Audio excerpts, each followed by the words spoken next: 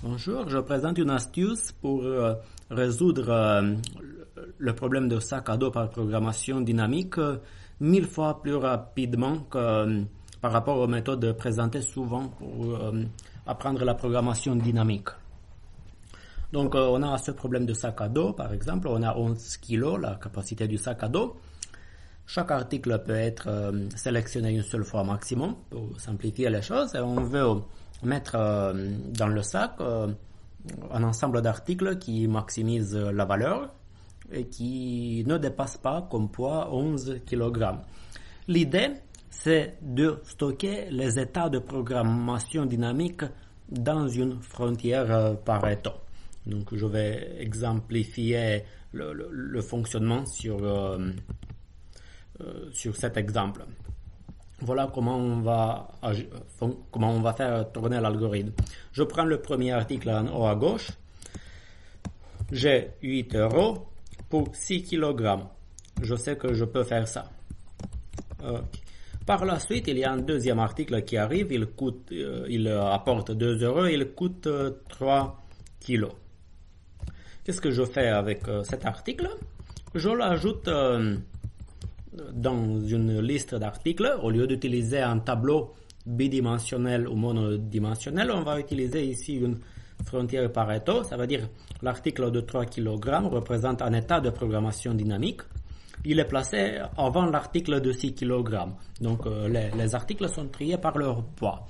Et on peut faire ça grâce à une liste, ou mieux, on verra un peu plus tard, on peut l'implémenter grâce à un arbre binaire de recherche qui accélère la manipulation de la frontière Pareto.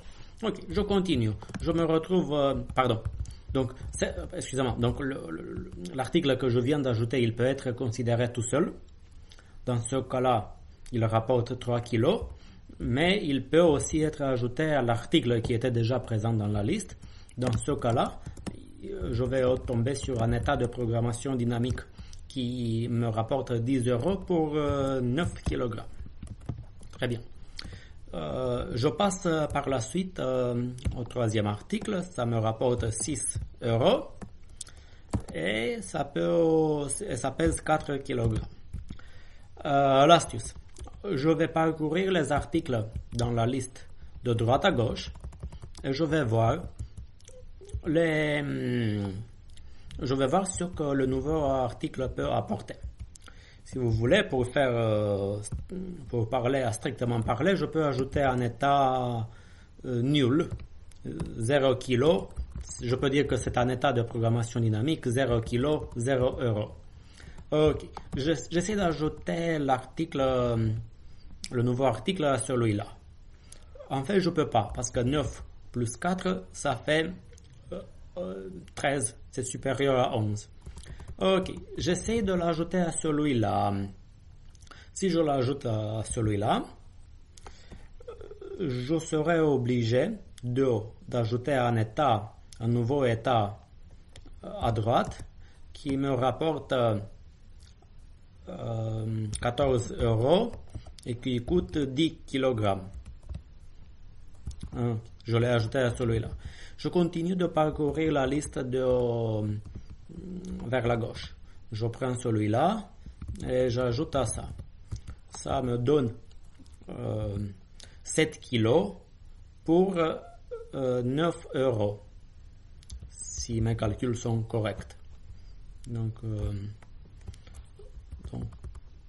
j'ajoute ici 8 € pour, c'est ça, pour 7 kg. Je viens d'ajouter à cet état-là le nouveau article. Mais là, déjà, regardez, si on voit cette liste d'états de programmation dynamique comme une frontière Pareto, là, si je compare ces deux états-là, je me retrouve que dans les deux états, je gagne 8 €, mais le premier état, il pèse 6 kg et le deuxième, il pèse 7 kg. Là, je peux dire que le deuxième état, le plus à droite, il est dominé au sens Pareto. C'est pas intéressant de payer plus, ça veut dire porter 1 kg de plus pour ne rien gagner. je considère que cet état il est dominé et je l'enlève de la liste. Comme ça, j'annule d'avance beaucoup de calculs que j'aurais dû faire par la suite si j'avais gardé l'état. Donc, ça fait partie de l'astuce que je veux présenter. Tous les autres algos que j'ai vus présenter pour résoudre le sac à dos par programmation dynamique ne font pas ça. Mais l'idée n'est pas géniale, mais elle est très, très pratique, je l'ai vu. Ça peut accélérer la vitesse par un facteur de 1000. Donc je viens de faire ça. Et finalement, à strictement parler, je peux dire que j'ajoute le nouveau article à l'état nul. Donc je retrouve... je peux l'ajouter dans la liste. Il va arriver ici. Ok, n'hésitez pas à m'interrompre. Donc, je regarde. Ma frontière, c'est une vraie frontière Pareto. Je passe sur les articles à droite. Il faut que j'ajoute 1 euro et 1 kilo à chaque état. Qu'est-ce que je dois faire? Je vais parcourir la liste de droite à gauche. Celui-là, je passe à 15 euros pour 11 kilos. Très bien. Celui-là, ça va me donner 11 euros pour 10 kilos. Déjà, la capacité c'est 11. Déjà, si je regarde bien celui-là, je dois choisir soit je regarde celui-ci ou celui-là. Un des deux doit être dominé. Et celui qui est dominé est celui-là. Donc je le saute. J'ajoute 1 kilo à celui-ci.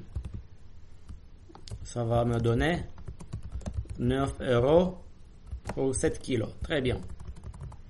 Je continue de parcourir ma liste à gauche. J'étais là et je viens d'ajouter. Celui-là, ça va me donner 100 kilos, 7 euros. Ok. Celui-là, j'ajoute. Il va me donner 3 euros pour 4 kilos. C'est dominé par l'article à droite. Et si j'ajoute l'article que par rapport à l'état nul, je me retrouve avec 1 euro pour 1 kilo. Je vérifie ma liste. C'est bien une frontière Pareto. Et j'arrive au dernier article, 6 euros. Donc le dernier article, 6 euros pour 5 kilos. La capacité c'est 11. On va voir ce que ça donne. Je dois parcourir la liste de droite à gauche. Celui-là, je peux pas ajouter encore du poids parce que la capacité c'est 11. Je peux pas toucher à celui-là, je dépasse la capacité. Je peux pas toucher à celui-là. Je peux pas toucher à celui-là. Mais à celui-là, je peux toucher. Ça me donne 12 euros pour 11 kilos. C'est dominé par l'article à gauche. Okay. J'arrive à celui-là. Ça va me donner, je vais écrire ici, 13 euros pour 10 kilos. C'est un état dominé par celui-là, donc je fais rien. D'accord? J'étais ici. J'espère... ok. Je continue de parcourir à gauche. Celui-là, si j'ajoute à celui-là, ça me donne 9 kilos, 12 euros. Ok. Je vais effacer cet état-là et je mets le nouveau. Ok. Je continue d'aller à gauche. Ici.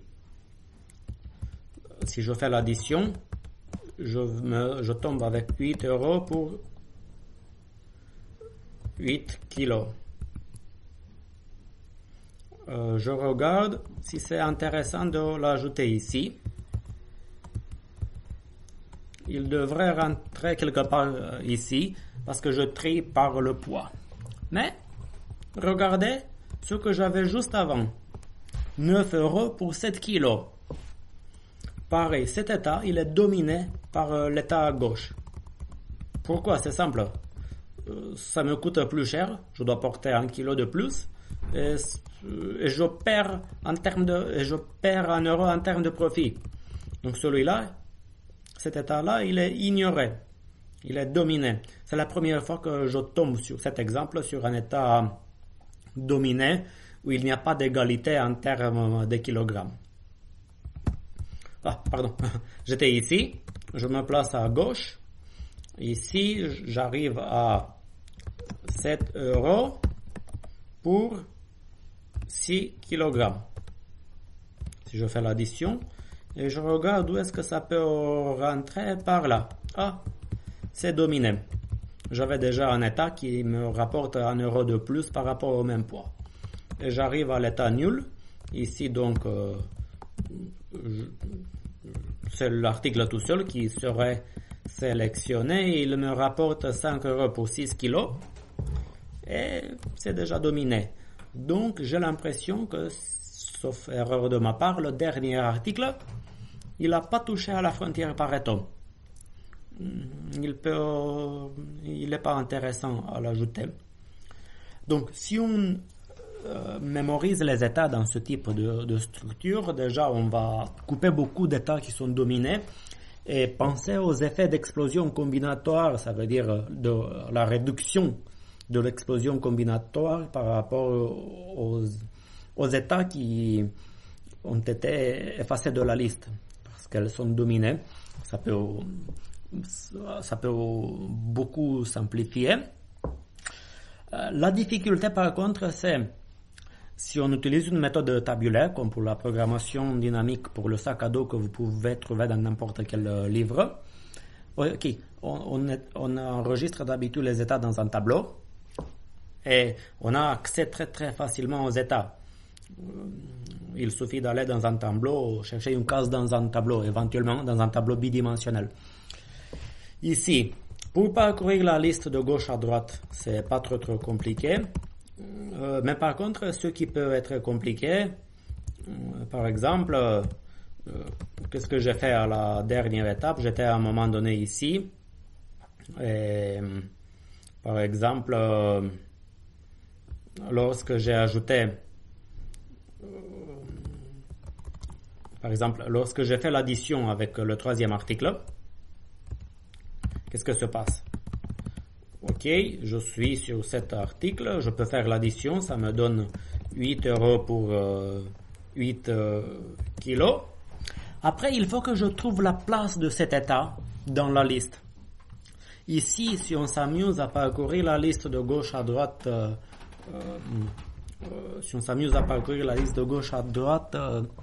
de manière linéaire, ça peut coûter beaucoup. Mais l'astuce, c'est d'utiliser un arbre binaire de recherche pour stocker ces paires. Je peux donner le lien vers un arbre binaire de recherche, vers une implémentation que j'ai faite moi-même, qui fait qu'on peut trouver la place d'un nouveau état dans un temps logarithmique par rapport au nombre d'éléments dans la liste. Ce qui accélère beaucoup. Donc, j'ai vraiment vu une accélération d'un facteur de 1000 si on utilise cette méthode-là. Et sauf s'il y a des questions, regardez le code. Le code pour coder cette méthode, c'est presque plus facile que celui de la programmation dynamique classique. Voilà, on a le poids P, la valeur V, la valeur à maximiser, c'est le profit. On a un from Pareto qui représente une liste. Ça veut dire une liste de poids et de valeurs triées selon les critères que j'ai donnés dans l'exemple. Et voilà, on récupère dans la boucle for d'abord le dernier élément de la liste. La variable compte m'indique si je peux continuer. Donc si je peux continuer, ça continue. Et je vais dans la liste toujours vers la gauche. Prev, ça vient de l'anglais previous. Et on récupère les articles l'un après l'autre. Si le nouveau article I par rapport au dernier article considéré P et V, le P et V représente le poids et la valeur de l'état de programmation dynamique sur lequel je suis en ce moment. Rappelez-vous, on va de gauche à droite. Si le nouveau article rentre dans la liste, qu'est-ce qu'on fait? On ajoute à la liste le nouveau article et à l'intérieur de cette fonction add if higher value, ça veut dire ajouter le nouveau article si la valeur si c'est intéressant du point de vue de la logique Pareto, si je gagne une valeur supérieure pour le poids considéré, donc la complexité de la chose est cachée derrière cette fonction. Et à la fin, on récupère le dernier élément dans la liste et on affiche la valeur, et c'est la valeur optimale. C'est ça le code de cette méthode-là. Et n'oubliez pas, tout démarre avec une fonction nulle, un état nul au départ. Cet état nous permet d'ajouter dans la liste des articles uniques. Ça veut dire si chaque article est pris de manière individuelle, c'est parce qu'on l'ajoute à cette liste. Et grâce à cette méthode-là, moi, dans les tests que j'ai faits, je pense que je peux donner des liens vers le code et vers des exemples. Vous pouvez tester pour vous-même. Ça peut rendre la résolution, ça peut l'accélérer par un facteur de 1000. J'exagère pas. Croyez-le pas. C'est comme ça que ça se passe. Je vais essayer de poster du code.